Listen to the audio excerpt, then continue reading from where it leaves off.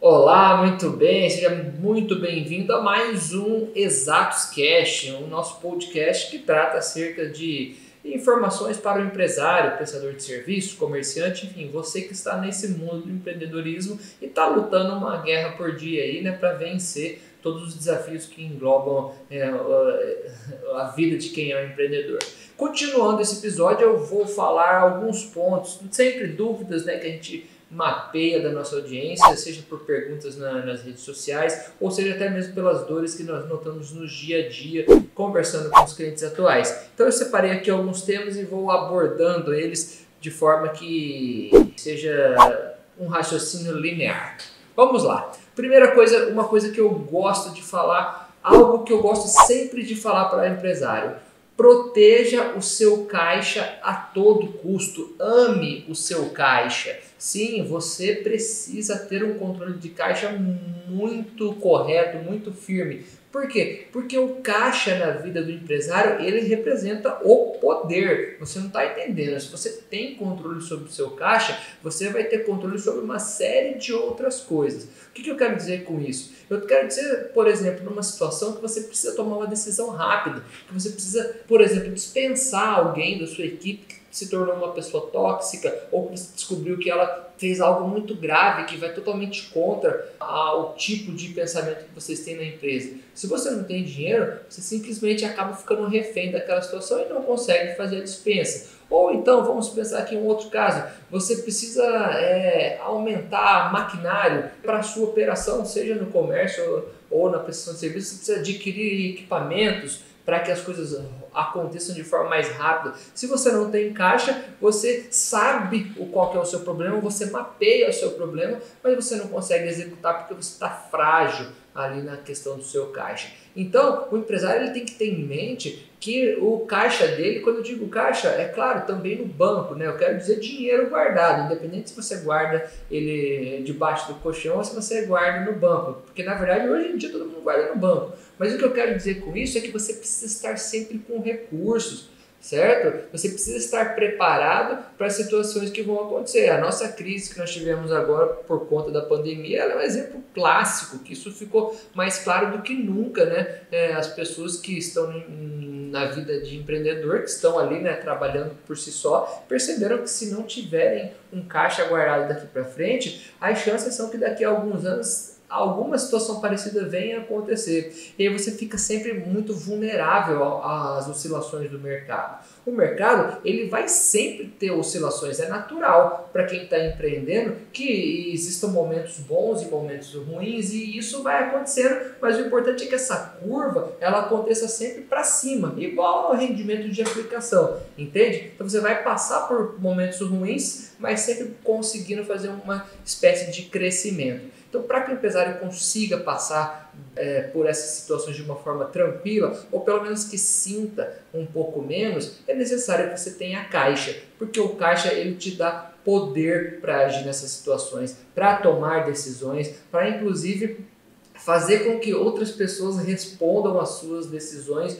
de uma maneira que você queira, entende? Na verdade, quem tem dinheiro na mão dita as regras do jogo. Então você precisa entender isso. E isso me leva a falar diretamente sobre um assunto que eu falo muito. Eu falo aqui para todos os nossos clientes da Exatos e eu falo também quando nós conversamos em palestra, enfim, em todo momento. Quem me conhece já está até cansado de ouvir isso.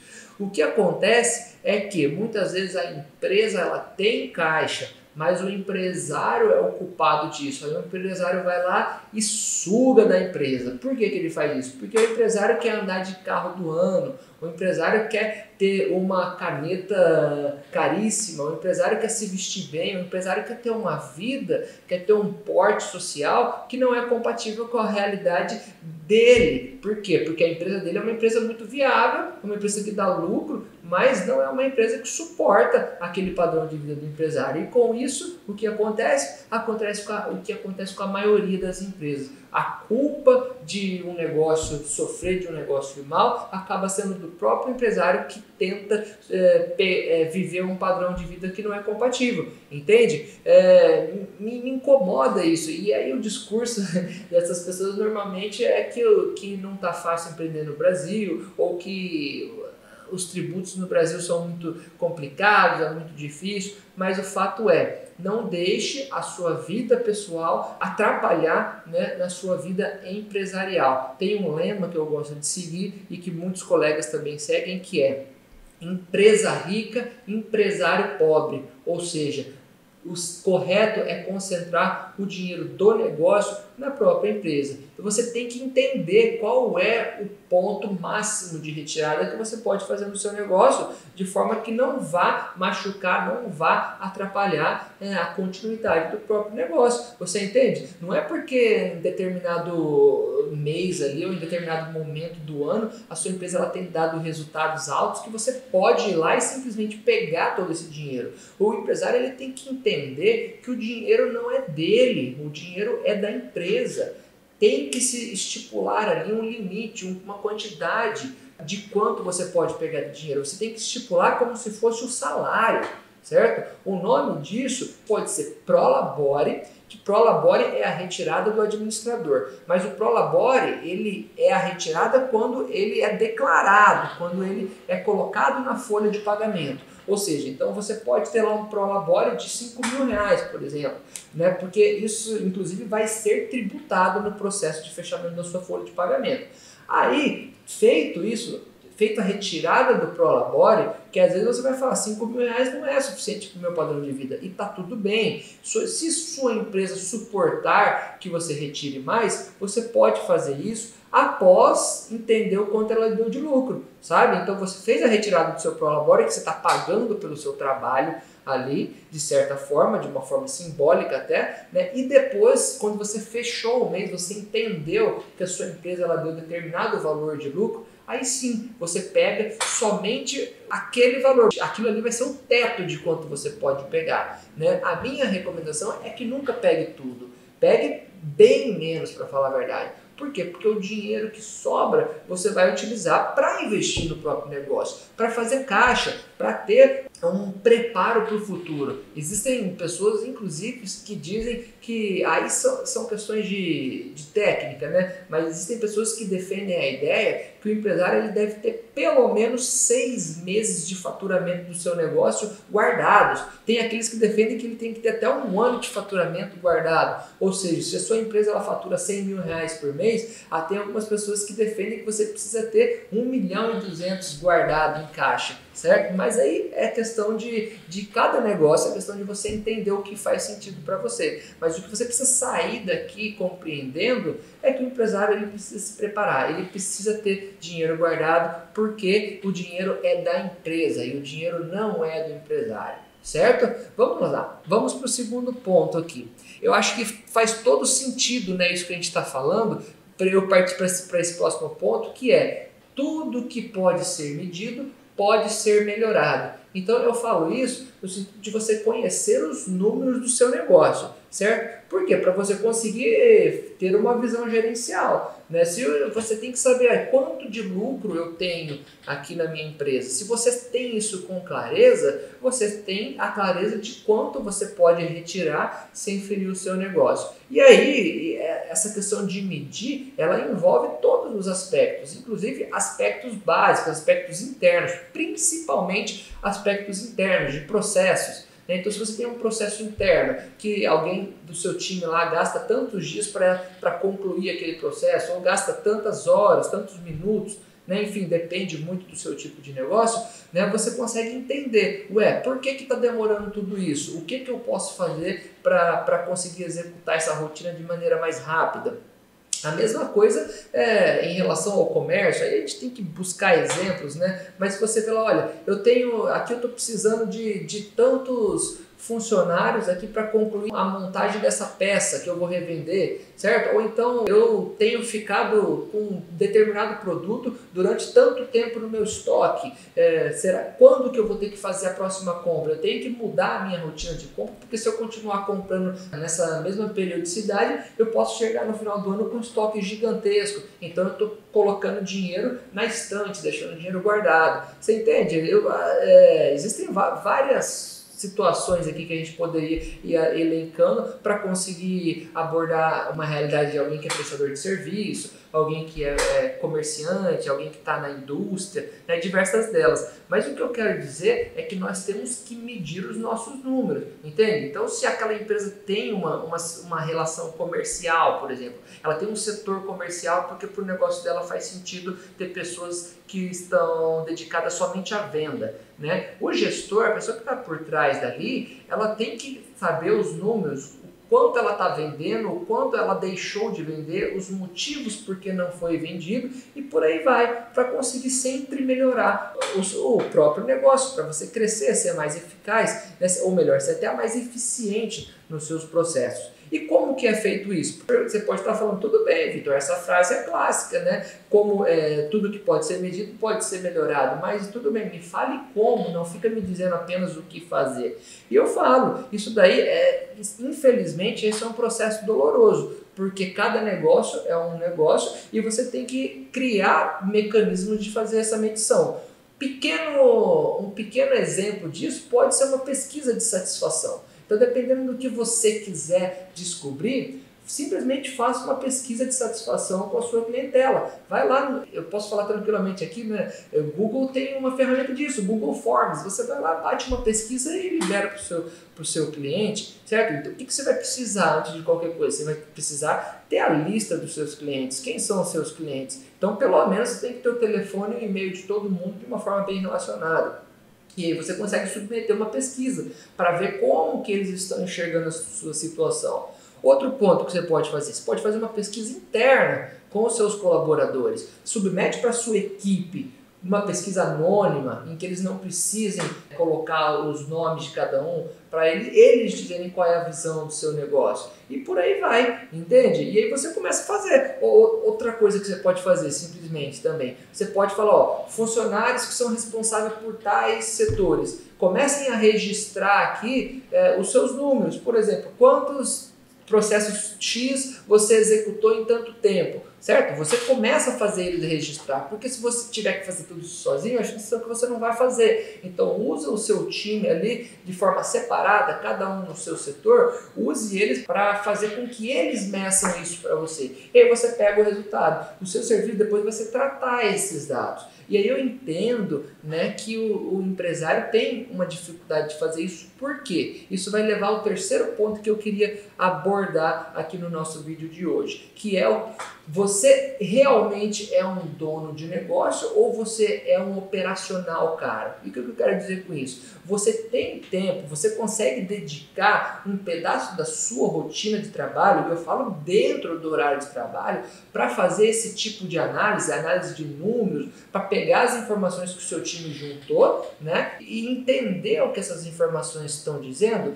Esse é o tipo de coisa que o empresário tem que fazer, o dono, o gestor precisa fazer para o negócio. Às vezes pode parecer, tanto para nós mesmos, quanto para terceiros, para a equipe, para todo mundo, isso pode parecer algo que não soe como trabalho, ou que você precise fazer isso fora do horário de trabalho. Você tem que fazer isso em casa, depois do expediente? Não. Isso, na verdade, é um papel claro do gestor. Então, é interessante que você saia daquela condição de operacional, se isso for possível no seu negócio, se o seu modelo de negócio permite que você faça isso, então você não fique ali executando rotinas que outras pessoas poderiam executar, para que você possa usar, gastar o seu tempo fazendo análise, fazendo melhorias, pesquisando sobre assuntos novos, sobre os seus concorrentes, fazendo uma pesquisa de mercado para ver o que eles estão fazendo numa situação como a sua. Você entende isso? O operacional caro, vamos dar exemplo de operacional caro aqui para você entender o que eu quero dizer com isso. O operacional caro, por exemplo, é aquele dono de negócio, me perdoe, não sei se for o seu caso, mas é aquele dono de negócio que fica no caixa do restaurante. Então você tem um restaurante e ele fica lá pesando o prato dos clientes e passando o cartão deles. Cara, é muito caro para o dono do negócio ficar fazendo isso. Um serviço que não é um serviço manual, um serviço que qualquer pessoa com pouco treinamento, né, com método e com monitoramento ali para que as coisas não fujam do controle, qualquer pessoa pode fazer, você entende? O operacional caro, então, ele é aquela pessoa aquele dono que faz papel de funcionário. Por quê? Porque ele não conseguiu delegar isso para alguém, porque ele se apegou, porque ali é a zona de conforto dele, pode ter uma série de motivos. Mas o fato é que o que você precisa se preocupar, precisa analisar, e é o que eu tento trazer para você hoje você, no papel de dono, você está sendo realmente dono, você está sendo gestor, você está analisando o seu negócio, você tem tempo para fazer isso, ou você está tão afogado ali nas rotinas diárias, executando, que você não consegue dar um passo para trás e enxergar o seu negócio de cima? Essa é a pergunta. Esse é o operacional caro demais. Então, todo gestor não pode se submeter a uma situação como essa, né? Então, vamos checar aqui mais alguma coisa que eu possa falar dentro desse contexto. Vamos lá. Modelo de negócio. Modelo de negócio é um assunto muito interessante que vale a pena analisar. Eu mesmo já patinei nisso há alguns anos atrás, né, por não conseguir enxergar o modelo de negócio de uma das minhas empresas, né? Você tem que ter clareza sobre o que você vai fazer e como o seu negócio vai ser executado. Então não é porque você está em determinado nicho de atividade que você tem que fazer tudo, não é. Você tem que entender qual que é o seu modelo de negócio, qual que é a sua forma de trabalhar. E é claro que ninguém começa uma empresa com um modelo de negócio claro, bem desenhado e perfeito. Muitas vezes você vai moldando isso ao longo do tempo, conforme você vai sentindo suas dores, porque aquelas situações vão te atrapalhando, você vai percebendo o que não funciona, o que dá certo, o que você gosta mais de fazer, e você vai criando um modelo de negócio. Só que isso não pode demorar, você não pode ficar anos e anos e anos ali para entender qual que é o seu modelo de negócio, porque o mercado não perdoa, né? Muitas vezes você não tem esse tempo. Passa-se 1, 2 anos e os negócios quebram. As estatísticas dizem isso, né? O IBGE diz isso. Se você procurar, as empresas tendem a quebrar nos primeiros 2 anos de vida dela. Então, o ideal é você fazer o maior esforço possível para entrar, para começar, ou pelo menos para desenvolver isso no primeiro ano, ter clareza sobre qual é o seu modelo de negócio. Porque aí você não vai perder tempo tentando abraçar todo o mundo, tentando executar coisas que não deveriam ser executadas porque você não é capaz, porque você não tem expertise. Foca, a minha empresa vai fazer isso desse modo, né, com as pessoas, com essa capacidade e por aí vai. Eu vou atender determinado nicho, eu vou atender de tal forma. Entendeu? Essas coisas precisam ser determinadas para que você consiga ter sucesso, para que você consiga nichar. Inclusive, nichar, existe um poder absurdo. Eu poderia até falar isso num outro vídeo, né? Inclusive, acho que eu tenho outros vídeos falando sobre isso. O poder do nicho de negócios.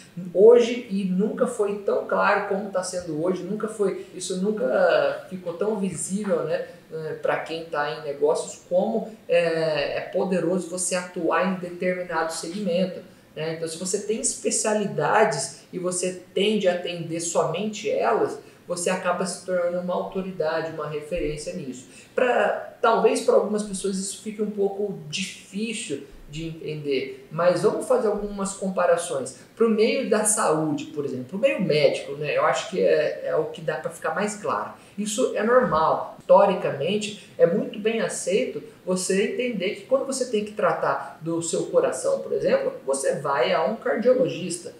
Quando você tem que tratar da sua vista, você vai a um oftalmologista e por aí vai. Então você não vai marcar uma consulta com um médico de um assunto e vai chegar lá e vai falar de outro. Você entendeu isso, você procurou aquele especialista no que você está precisando. Agora, por que não tem que funcionar da mesma forma para as outras profissões? Entendeu? É isso que eu quero dizer. Então, se você é um arquiteto, você é um engenheiro, né, trazendo para esse lado da construção, que é algo mais presente na vida das pessoas, muitos profissionais, eles têm que entender qual que é o modelo de negócio dele. Eu vou sair construindo para todo mundo ou não? Não é. O que eu vou ser? Eu vou ser um empreiteiro, eu vou ser um executor. Eu vou lá e vou executar projetos prontos, né, de pessoas que chegam para mim com o projeto pronto e eu só executo a obra, ou não? Ou eu vou ser aquela empresa que vai fazer todos os projetos e vai executar também, ou não? Para mim não, eu só quero fazer projeto, então eu só vou fazer projeto, eu não vou fazer construção. Você entende? Você começa a se limitar e ficar bom em determinadas coisas. Você começa a restringir, começa a se tornar especialista e referência em determinado assunto. E aí, se eu fosse falar de várias profissões, a gente consegue dar vários exemplos. Mas entenda também o poder, né, do foco, do nicho, do segmento